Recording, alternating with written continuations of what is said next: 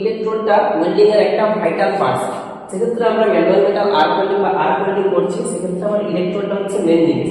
যে ইলেকট্রোডটা কি, ইলেকট্রোডের মধ্য দিয়ে আমরা যে দুটো মেটালকে ওয়েল্ডিং করি, সেক্ষেত্রে দুটো মেটাল যখন আমি এক্সপ্রেশন করছি একটা গ্যাপ থেকে যায়। এই গ্যাপটা পূর্ণ করে এবং ওয়েল্ডিংটাকে ভালোভাবে সম্পূর্ণ করার জন্য আমাদের ইলেকট্রোড দরকার।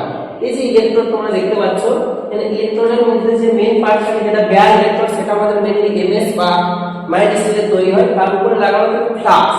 এই যে ফ্লাক্সটা কিন্তু একটা গুরুত্বপূর্ণ কাজ রয়েছে।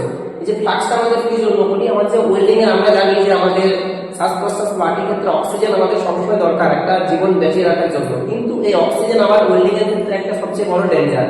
কারণ ওয়েল্ডিং আমরা জানি যে আগুন জ্বালানোর জন্য আমাদের অক্সিজেনের সবচেয়ে বেশি প্রয়োজন হয়, কিন্তু এই যে ওয়েল্ডিং যখন আমার মেটাল বা আমাদের ফেরাসের সাথে ক্রিয়া করে সেখানে আমাদের অক্সিডাইজিং হয়ে যায় বা ফেরাস অক্সাইড মেটালটাকে পুরোপুরি ভাবে পোরোসিটিতে সম্পূর্ণ ভরে দেয়, যেটা ওয়েল্ডিং এর একটা সবচেয়ে বড় ডিফেক্ট।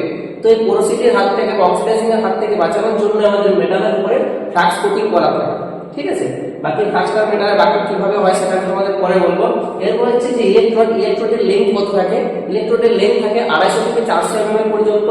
ইলেকট্রোডের ডায়া আমার বিভিন্ন থাকে, কিছু ক্ষেত্রে থাকে 1.5, 2.5, 3.15, 4 mm, 6 mm, 8 mm, 10 mm। আমরা মেইনলি এখানে যেটা কি করি 2.5 থেকে 4 mm পর্যন্ত ইউজ করে থাকি। এটা ডিপেন্ড করছে কি মেটালের উপর কিভাবে ওয়েল্ডিং করব বা কি ওয়েল্ডিং হবে তার উপরে আমাদের ইলেকট্রোডটা ডিপেন্ড করছে। ওকে, তো এই যে এরপর হচ্ছে ইলেকট্রোড। এই ইলেকট্রোডটা আমরা মেইনলি কিভাবে ব্যবহার করি, ইলেকট্রোডের মধ্যে কি কি থাকে। এই যে ইলেকট্রোডের যে ফাঁকা অংশটা দেখতে পাচ্ছ, যেখান থেকে আমার ফ্লাক্স কোডটা দেওয়া হয়, বাকি যেটা বলে বেয়ার ইলেকট্রোড, যেটা আমার মেইনলি এমএস এর ইভেন্ট, এটা হচ্ছে কারেন্টের পজিটিভ। এরপর উপরে যেটা দেওয়া থাকে সেটা হচ্ছে ফ্লাক্স কোড বা ফ্লাক্স প্লাস যে পোরশনটা আমরা মেটালের সাথে কাজ করাবো সেই জায়গাটা কিন্তু প্লাস সেই জায়গা পর্যন্ত সেই অপশনটা আমাদের কিন্তু কোনোভাবেই কোর ওয়্যার, যেটা হচ্ছে মেইনলি মেইন ওয়্যার, যেটা ফ্লাক্সটা থাকে না, যে পোরশনটাকে বলা হয় টিপ।